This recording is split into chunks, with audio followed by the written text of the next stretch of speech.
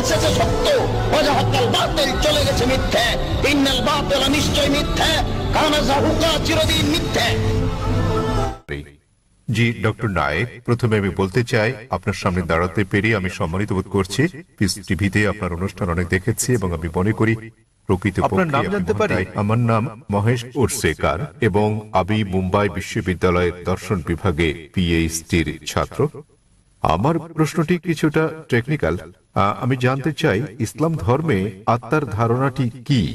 আপনি জানেন ভারতীয় দর্শনে আত্মা ও মনকে আলাদা ধরা হয়েছে, অথচ পাশ্চাত্য দর্শনে আত্মা ও মনকে অভিন্ন বিবেচনা করা হয়। তাই আমার প্রথম প্রশ্ন হচ্ছে ইসলামে আত্মার ধারণাটি কি, এবং দ্বিতীয় প্রশ্নটি হচ্ছে দেহের সঙ্গে আত্মার সম্পর্ক কি? আপনার জানার মতে মৃত্যুর পর আত্মা দেহ ত্যাগ করে কিনা, এবং আপনার জানা এ জাতীয় অন্যান্য তথ্য। তাহলে এটি একটি দুই অংশ বিশিষ্ট প্রশ্ন। আত্মার ধারণাটি কি, দেহের সঙ্গে আত্মার সম্পর্ক, এবং মৃত্যুর পর আত্মার কি হয়? ধন্যবাদ।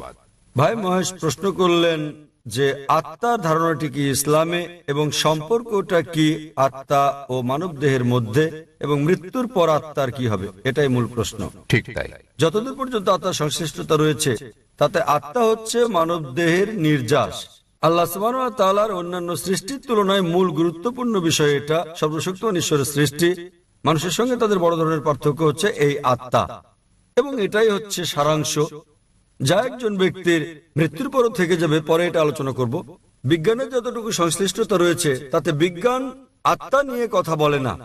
এখনো বিজ্ঞান সে পর্যায়ে পৌঁছেনি যে পর্যায়ে পৌঁছলে আত্মার অন্তঃসার রহস্য উদ্ঘাটন করা যায়। তবে গবেষণা করা হয়েছে যখন কোনো জীব মারা যায়, উদাহরণস্বরূপ মানুষের সঙ্গে তুলনা করলে, যখন একটি প্রাণী মারা যায় মৃত্যুর পরক্ষণেই সেটির ওজনের কোনো তারতম্য ঘটে না। তবে যখন আমরা একজন মানুষের ওজনের বিষয়টি বিশ্লেষণ করি, যখন তার জান কবজ করা হয় এবং সে মারা যায়, তাৎক্ষণিকভাবেই তার ওজন কমে যায়। এর অর্থ হচ্ছে মৃত্যুর পর মানুষ কিছু হারায় যখন সে মারা যায়, কিন্তু বিজ্ঞান এখনো সে পর্যায়ে পৌঁছেনি যে পর্যায়ে পৌঁছলে আত্মা ঠিক কি তা বলা যায়। আত্মা হচ্ছে নির্যাস মানব দেহের। পবিত্র কোরআনের সূরা আলে ইমরান অধ্যায় নম্বর 3 আয়াত নম্বর 185-তে আল্লাহ তাআলা বলেন, কুল্লু নাফসিন যায়কাতুল মউত, প্রত্যেক আত্মাকে মৃত্যু স্বাদ গ্রহণ করতে হবে। এই আয়াতে ইহকাল হচ্ছে পরকালের জন্য পরীক্ষা। কোরআনে আল্লাহ বলেন সূরা মুলক অধ্যায় নম্বর 67 আয়াত নম্বর 2, আল্লাযী খালাকাল মাউতা ওয়াল হায়াতা, অর্থাৎ আল্লাহ জীবন ও মৃত্যুকে সৃষ্টি করেছেন তোমাদের মধ্যে কর্মে কে উত্তম তা জানতে।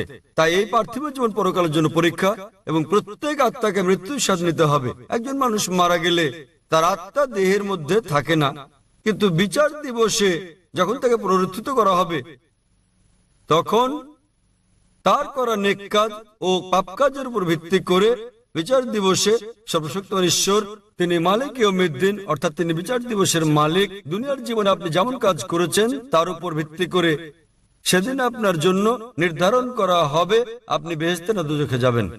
সুতরাং আত্মা জীবিত থাকে, আত্মা মরে না। এটি কেবল মৃত্যুর স্বাদ গ্রহণ করে যখন কোনো মানুষের দেহ মারা যায়। যখন দেহ প্রাণের সঙ্গে থাকে তখন সে মানুষ। তবে পরকালে সম্পূর্ণ নতুন একটা দেহ দেওয়া হবে এবং আত্মা বেঁচে থাকবে, এবং তখন এই জীবনের পরীক্ষার ফলাফলের উপর ভিত্তি করে বেহেশত দোজখ দেওয়া হবে। আশা করি উত্তরটা আপনি পেয়েছেন। আত্মা আর মন কি অনুরূপ? ভাই প্রশ্ন করলেন আত্মা আর মন কি অনুরূপ? না। আবার বলছি, মন হচ্ছে ভাবগত। যদি আমি আপনাকে প্রশ্ন করি আপনার মন কোথায়, আপনারা জানেন তখন লোকেরা বলবে মনের অবস্থান মস্তিষ্কে। সুতরাং এটা একটা গুণবাচক শব্দ।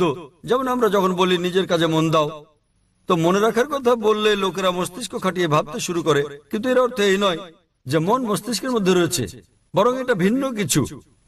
তাহলে আবারও প্রমাণিত হলো যে মন একটা গুণবাচক শব্দ। আমি জানি না মনকে কোথাও স্থাপন করা হয়েছে কিনা। যখন আমরা মন সম্পর্কে কথা বলি সাধারণত মস্তিষ্ক সম্পর্কে ভাবি, কিন্তু সেটা একটা গুণবাচক শব্দ। আশা করি উত্তরটা পেয়েছেন।